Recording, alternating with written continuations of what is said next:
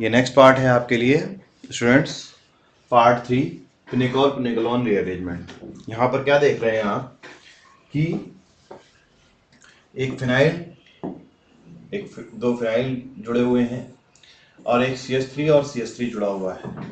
तो कौन से OH पे के lone pair of electron attack करके H+ से फाइनल प्रोडक्ट की तरफ प्रोसीड करेंगे, क्या कॉन्सेप्ट लगेंगे यहाँ पर, क्या क्या आपको आना चाहिए पहले से आपको आता है।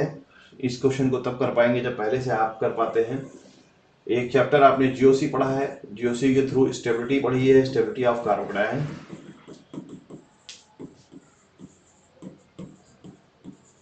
और स्टेबिलिटी ऑफ कार्बोकैटायन को जानने के लिए आपने पढ़ा है रेजोनेंस, ठीक है। बॉन्ड क्लीवेज तो आपको आने ही चाहिए, बॉन्ड क्लीवेज निश्चित रूप से, उसके बिना आप रिएक्शन मैकेनिज्म नहीं जान पा रहे हैं। आपको ज्यादातर रिएक्शन मैकेनिज्म आती है तो आप ये कर पा रहे हैं। न्यूक्लियोफाइल इलेक्ट्रोफाइल का कॉन्सेप्ट, इलेक्ट्रोफाइल का कॉन्सेप्ट आता है। बेसिकली ये रिएक्शंस जो हैं वो ज्यादातर last part of the chemistry से आती हैं। अल्कोहल में है जरूर, लेकिन थोड़ा सा कॉम्प्लेक्स है। तो ये IIT JEE एडवांस सीरीज में हमने रखा है, IIT JEE एडवांस सीरीज में रखा है, ध्यान देंगे। और थोड़ा सा रैंकर्स स्टूडेंट्स जो हैं उनके लिए बेहतर साबित होती है रिएक्शन। तो करते हैं रिएक्शंस को आगे प्रोसीड। यहाँ पे स्टेबिलिटी ऑफ कार्बोकैटायन के थ्रू कैसे देखते हैं रिएक्शन मैकेनिज्म क्या होगी, ठीक।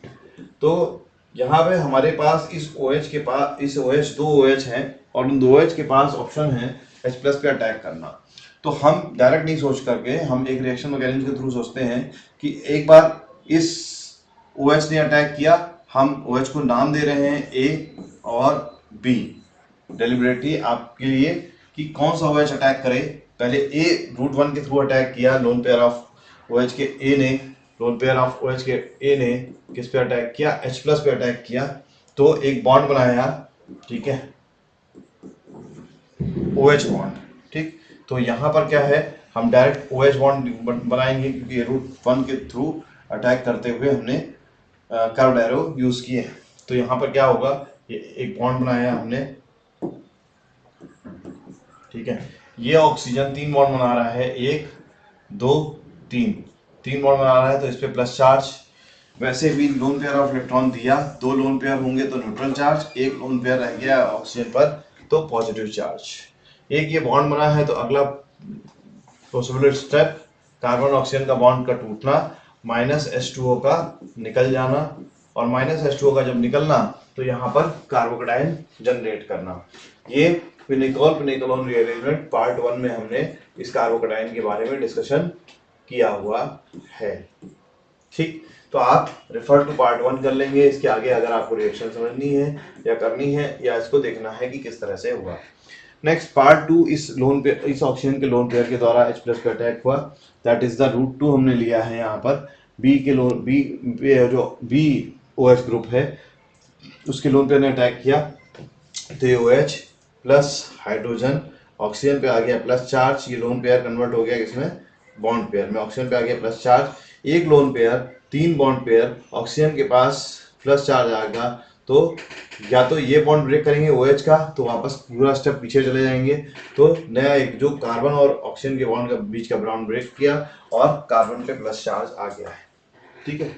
तो या तो √1 से जाएंगे हम रिएक्शन कराने या √2 से जाएंगे, कहने मतलब या तो ये OH का लोन पेयर अटैक करेगा या फिर इस OH के लोन पेयर का अटैक करेगा। दोनों के लोन पेयर का अटैक करा करके अपने फ्यूचर में बनने वाले कार्बोकैटायन को बोर्ड पर लिख दिया है, बस इतना सा पार्ट किया है, ठीक है। अब क्या करेंगे अब हम यहाँ पे दोनों कार्बोकैटायन है, कार्बोकैटायन की स्टेबिलिटी को हम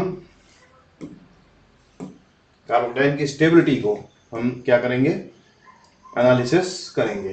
तो यहाँ पर पीएच ग्रुप लगे हुए हैं, तो पीएच ग्रुप को अगर खोल करके ऐसे लिखें, double bond double bond double bond, ठीक है।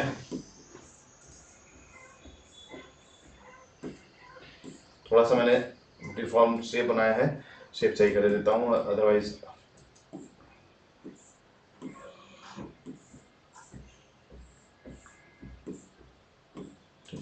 तो ये कार्बोकैटायन रीअरेंज होगा थ्रू रेजोनेंस। ये ऐसे ऐसे रेजोनेंस करता चला जाएगा, डेल्टा प्लस चार्ज यहाँ पर, फिर डेल्टा प्लस यहाँ पर, फिर प्लस चार्ज यहाँ पर डिस्ट्रीब्यूट होकर के वापस आएगा, फिर ये यहाँ पर डेल्टा प्लस यहाँ पर, फिर यहाँ पर डेल्टा प्लस यहाँ पर। और इसको जानने के लिए, प्लस चार्ज की डिलोकलाइजेशन को जानने के लिए आप चैप्टर रेजोनेंस में जाकर के कर सकते हैं।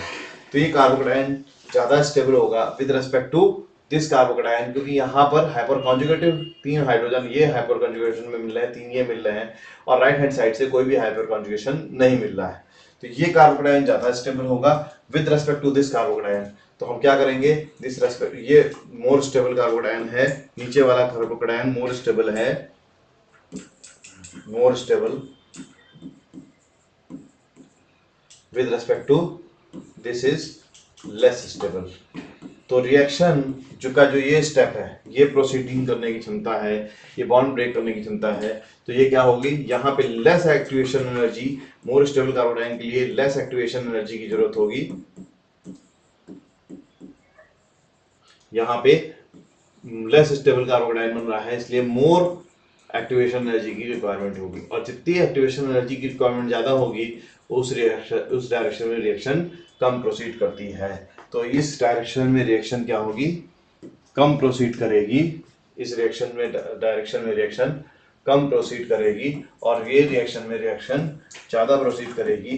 तो रेट ऑफ रिएक्शन क्या होगा, इस डायरेक्शन में √2 डायरेक्शन में विद रेस्पेक्ट टू √1, तो रेट ऑफ रिएक्शन R2 का ज्यादा होगा with respect to R1 due to the stability of intermediate. अब इस इंटरमीडिएट के बाद आप रीअरेंजमेंट कैसे करते हैं, उसके लिए वीडियो का पार्ट 1 देखेंगे पिनिकॉल रीअरेंजमेंट का, तो आपको वहां पर रीअरेंजमेंट ऑफ कार्बोकैटायन मिल जाएगा।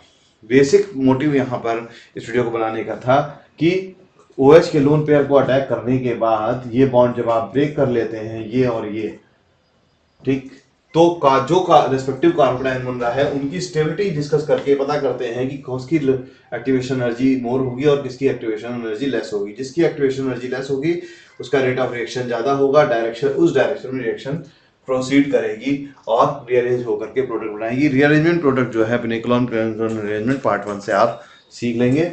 और आप वीडियो देख रहे हैं यूट्यूब लिंक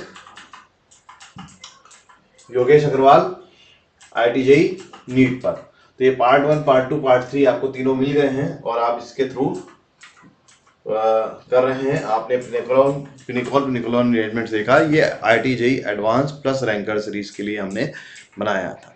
जो आपको टॉपिक चाहिए आप बताएं। Thank you class.